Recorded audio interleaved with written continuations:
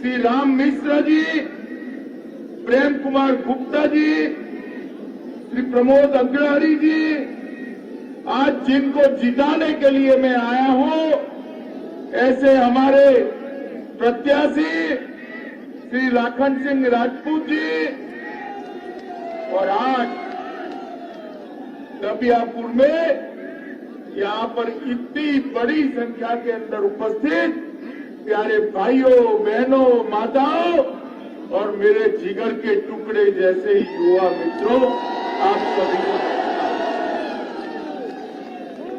ये ईश्वर जो खड़े हैं, ये सारे लोग अंदर आ जाइए भाई, सिक्योरिटी अंदर आ जाने तो, यहाँ तो बैरिकेडिंग है, अंदर आ जाओ, चलो चलो चलो चलो, जल्दी, धीरे धीरे धीरे। पुलिस के मित्रों को अंदर आ जाने दे, अरे रोको मत भाई, धीरे धीरे अंदर आ जाओ, सभी लोग आगे आ जाओ, चलो।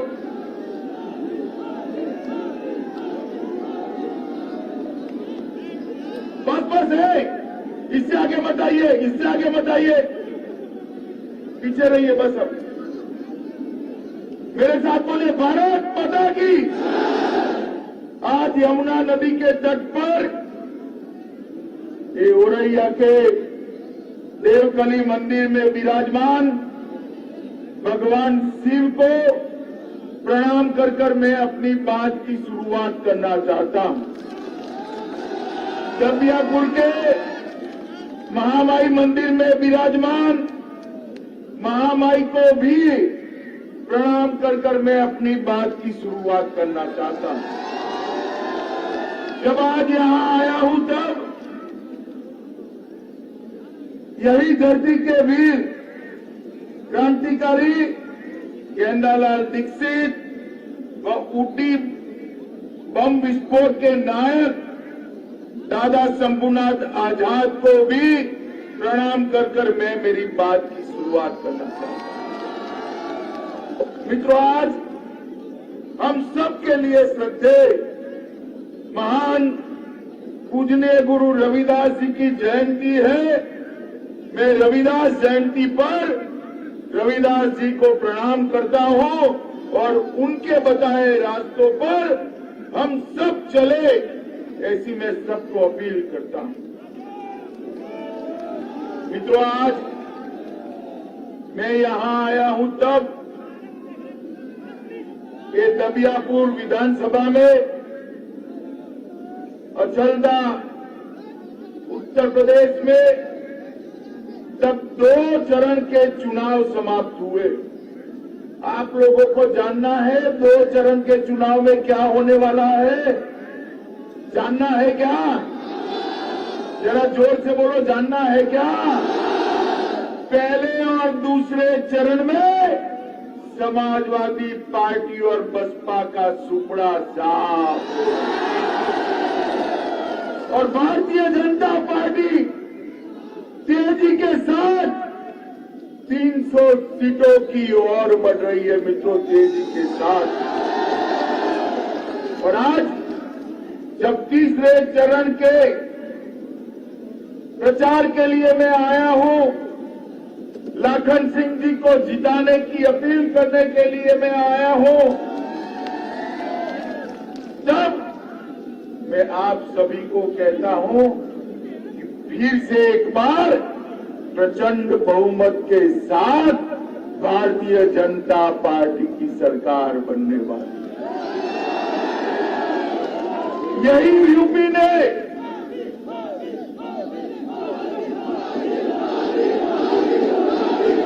मुझे बताओ भाई, बोलो भारत माता की।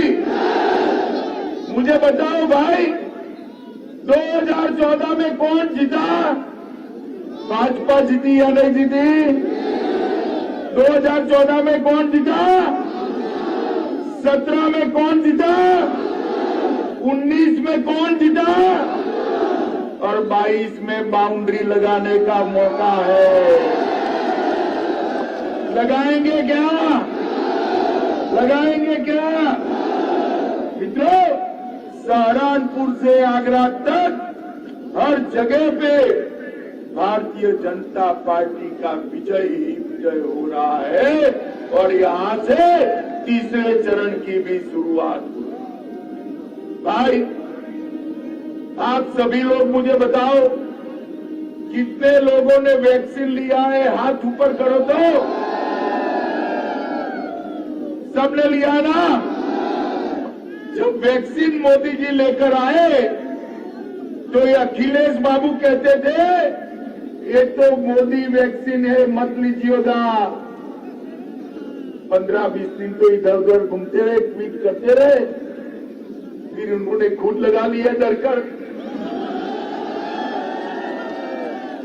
मगर एक बात मुझे बताओ माताओं, भाइयों, बहनों, अगर मोदी जी ने 130 करोड़ लोगों को और यूपी के 22 करोड़ लोगों को वैक्सीन न दिया होता तो आज हम तीसरी लहर में सुरक्षित होते क्या? होते क्या? जोर से बोलो, होते क्या? मोदी जी ने 130 करोड़ लोगों को वैक्सीन देकर देश की जनता को सुरक्षित करने का काम भारतीय जनता पार्टी के नेता नरेंद्र मोदी। इतना ही नहीं, नरेंद्र मोदी जी ने,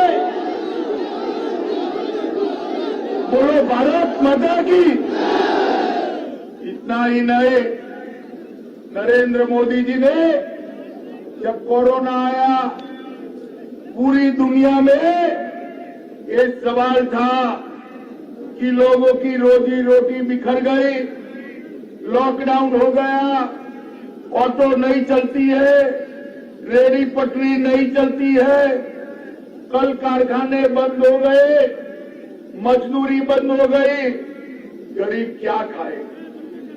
मित्रों, मोदी जी ने देश के 80 करोड़ गरीबों को और यूपी के 15 करोड़ गरीबों को 2 साल तक 5 किलो अनाज मुफ्त में देने का काम नरेंद्र मोदी जी ने। और हमारे मुख्यमंत्री योगी आदित्यनाथ जी ने गेहूं के साथ साथ तेल और नमक और दलहन देने का काम कर गरीब के घर का चूल्हा चालू रखा है। मित्रों, चालू रखा। ये जो अखिलेश है, उन्होंने अपनी पार्टी का नाम तो समाजवादी पार्टी रखा है, मगर मैं पूछना चाहता हूं अखिलेश बाबू, सपा बसपा, बसपा सपा, बुआ भतीजा 15 साल तक सरकार चलाई या नहीं चलाई? 15 साल तक किसी के घर में गैस का सिलेंडर पहुंचा है क्या? ऐसा नहीं भी, जोर से बोलो, पहुंचा है क्या? भारतीय जनता पार्टी की सरकार बनाई, नरेंद्र मोदी जी ने यूपी की 1,67,00,000 माताओं को गैस का चूल्हा और सिलेंडर देने का काम नरेंद्र मोदी। और हमने तय किया है 1,67,00,000 माताओं को जो गैस का चूल्हा और सिलेंडर दिया है, सभी को होली और दिवाली पर एक गैस का सिलेंडर भी फ्री ऑफ कॉस्ट देने का काम 20 तारीख को होली है, 10 तारीख को काउंटिंग है, 10 को भाजपा सरकार बना दीजिए, 20 तारीख को गैस का सिलेंडर आपके घर पर आ जाए। मित्रों, 70 साल तक ये कांग्रेस पार्टी ने शासन किया, गरीब के घर में, अरे सुनो भाई, गरीब के घर में शौचालय था? बताओ भाई, हाँ। मोदी जी को आपने प्रधानमंत्री बनाया, 2,61,00,000 लोगों के घर में शौचालय बनाने का काम नरेंद्र मोदी जी ने किया। मित्रों, नरेंद्र मोदी जी 1,41,00,000 गरीबों के घर में भेजने का काम किया। मित्रों, आज मैं पूछना आया हूं दबियापुर वालों को, भाई ये अखिलेश बाबू के शासन में बिजली रानी कभी 24 घंटा आपके घर में आती थी क्या? अरे इस और बोलो भाई, आती थी क्या? अब योगी आदित्यनाथ के शासन में शहरों में 24 घंटा, गांव में 22 घंटे से 24 घंटा बिजली पहुंचना शुरू हो गई। मित्रों, आज मैं जब यहां आया हूं तब गरीबों को घर देने के लिए मोदी जी ने उत्तर प्रदेश में 82 लाख से ज्यादा गरीबों के घर बनाने का काम किया। 2 करोड़ 54 लाख किसानों को प्रति साल 6,000 रुपया, मतलब 37,500 करोड़ रुपया सीधा इनके बैंक अकाउंट में डालने का काम भारतीय जनता पार्टी की सरकार।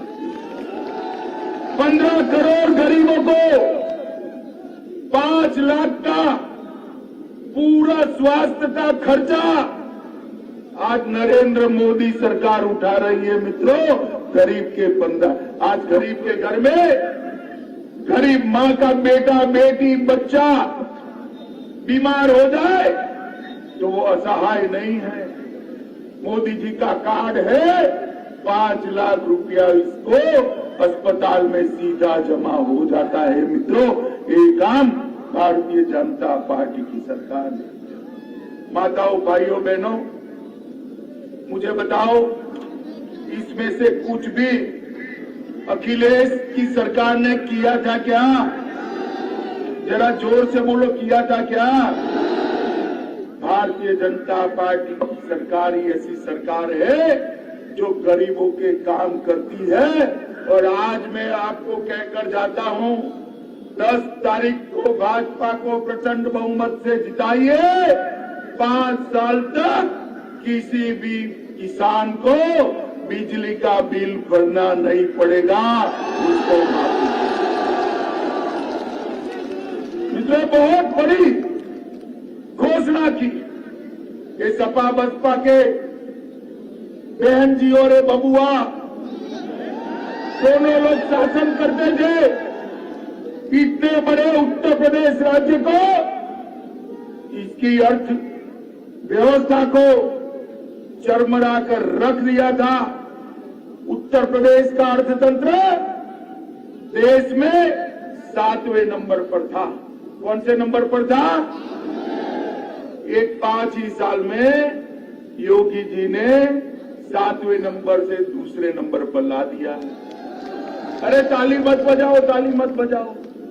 एक और 5 साल दे दो, दूसरे नंबर से पहले नंबर पर ले जाने का काम। इसलिए भारतीय जनता पार्टी विकास के लिए ढेर सारा काम करती। हमने अगले 5 वर्ष में 3,000 करोड़ के खर्च से नंद बाबा दुग्ध मिशन के तहत हर किसान को डेयरी से जोड़ने का निर्णय किया है। मित्रों, डेयरी से जोड़ने का निर्णय किया है। और इसके साथ साथ हम यहां पर कानून और व्यवस्था की स्थिति भी ठीक बनाए। मुझे बताओ आप जरा, कहीं पर भी कोई माफिया आपको परेशान कर सकता है क्या? आपकी जमीन कब्जा सकता है क्या? माताओं बहनों के सम्मान के साथ खिलवाड़ कर सकता है क्या? योगी जी ने यूपी से माफियाओं का पलायन करने का काम कर दिया है। और मित्रों, ये अखिलेश कहते हैं कि क्या हुआ है? अरे अखिलेश बाबू, जिसका चश्मा ही पीला हो ना, उसको सब पीला ही दिखाई पड़ता है। मगर मैं आज इस सभा में कहकर जाता हूं, आप आओ यहां तो उसका जवाब देना मुझे मालूम है आप आओगे नहीं, परंतु आओ तो जवाब देना। आपके 5 साल में जो डकैती का संख्या था उसको उसको योगी जी ने 72% पर कम करने का काम योगी आदित्यनाथ। लूट में 62% की कटौती, हत्या में 31% की कटौती, अपहरण में 29% की कटौती, बलात्कार में 50% की कटौती करने का काम ये भारतीय जनता पार्टी की सरकार ने किया। और हमारे विधायक जी है, ये पूरे 5 साल क्षेत्र में लगे रहे। औरैया में स्वास्थ्य सुविधाओं को बढ़ावा देने के लिए, औरैया के बच्चों को डॉक्टर बनाने के लिए एक मेडिकल कॉलेज औरैया में बनाने की शुरुआत भारतीय जनता पार्टी ने कर दी। औरैया से दबियापुर रोडवेज बस सेवा के लिए बस स्टेशन बनाने की शुरुआत कर दी। दबियापुर में 4 लेन बाईपास प्रस्तावित है। यहां कोर्ट के लिए भी भूमि अधिग्रहित कर अगले 1 साल के अंदर कोर्ट बनाने का काम भी समाप्त करने वाले। शेरगढ़ तक 4 लेन रोड प्रस्तावित है। अक्सरदा और पाता में रेलवे ओवरब्रिज बनाने का काम किया है। 7 नाले और नदियों पर डैम और नौली पुल का निर्माण का काम भी भारतीय जनता पार्टी की सरकार ने किया है। और इस जनपद के अंदर 4 ऑक्सीजन प्लांट लगाए हैं और एक ही जनपद में 5 ही साल में 220 पंचायत भवन का निर्माण हुआ। मैं तो हमारे लोगों को बधाई देना चाहता हूं भाई, इतना तो मैं मेरी विधानसभा में भी नहीं कर सकता था, इतना हमारा विधायक। हाल ही में बिना रिफाइनरी से पनकी कानपुर तक, पीओएल टर्मिनल तक मल्टी प्रोडक्ट पाइपलाइन डालने का काम हमने किया है। और ये जो हमारा बिठूर है, नाना साहब पेशवा का जो स्थान है, वहां पर डिफेंस कॉरिडोर बनाने का काम हमने किया है मित्रों। तो आपको मालूम है, अखिलेश की सरकार थी, अखिलेश की सरकार थी जब उत्तर प्रदेश के अंदर गोलियां और छर्रा बन। अरे सुनो सुनो, देख लिया सुनो, अरे देख लिया सुनो। उत्तर प्रदेश में जब अखिलेश की सरकार थी, यहां कट्टे और छर्रे बनते थे या नहीं बनते थे? अब भारतीय जनता पार्टी की सरकार आई है, यहां गोली की जगह गोले बनने लगे हैं जो पाकिस्तान पर चलने वाले हैं। ये परिवर्तन 5 साल के अंदर, 5 साल के अंदर भारतीय जनता पार्टी की सरकार ने किया है। मित्रों, शिक्षा के अंदर 10 नए अंतर्राष्ट्रीय यूनिवर्सिटी बनाए गए, 51 नए कॉलेज और 80 कॉलेजों को बिल्डिंग बनाए गए, 40 मेडिकल कॉलेज बनाए गए, 28 इंजीनियरिंग कॉलेज बनाए गए, 26 पॉलिटेक्निक कॉलेज बनाए गए और 771 कस्तूरबा गांधी विद्यालय बनाए गए। माताओं, भाइयों, बहनों, ये सब तो किया ही। बोनस में मोदी जी ने देश को सुरक्षित करने का काम किया है मित्रों, सुरक्षित।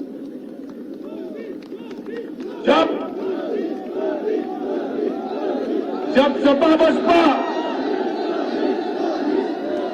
बोलो भारत माता की, जब सपा बसपा के समर्थन से सोनिया मनमोहन की सरकार चलती थी, तब पाकिस्तान से आलिया, मालिया, जमालिया भारत में घुस आते थे,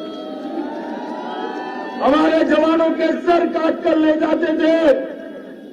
और मौनी बाबा मनमोहन सिंह के मुंह पर उफ नहीं होगा।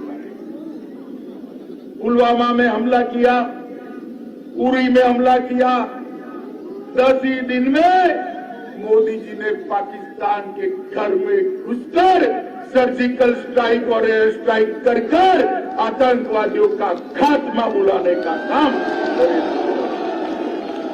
और पूरी दुनिया में एक संदेश भेजा कि भारत की सीमा और भारत की सेना उसके सामने आंख उठाकर देख नहीं सकते, वरना दंडित किए जाते हैं, दंडित किए जाते हैं। मित्रों, इतने सारे युवा बैठे हैं मेरे साथ, मुझे बताओ भाई, कश्मीर भारत का अभिन्न अंग है या नहीं है? इस और बताओ भाई, है या नहीं है? ये धारा 370 हटनी चाहिए थी या नहीं हटनी चाहिए थी? मोदी जी को आपने प्रधानमंत्री बनाया, 5 अगस्त 2019 को धारा 370 हटाने का बिल पार्लियामेंट में आया। एक सपा, बसपा, कांग्रेस तीनों इकट्ठा होकर इसका विरोध करते थे। विरोध मेरे सामने बैठकर अखिलेश बाबू बोले हैं कि गृह मंत्री जी, देश में खून की नदियां बह जाएगी अगर धारा 370 को हटाए। अरे अखिलेश बाबू, किसको डराते हो? किसको डराते हो? खून की नदियां छोड़े, खून की नदियां छोड़िए, किसी की कंकड़ डालने की भी हिम्मत नहीं हुई। धारा 370 समाप्त कर दी।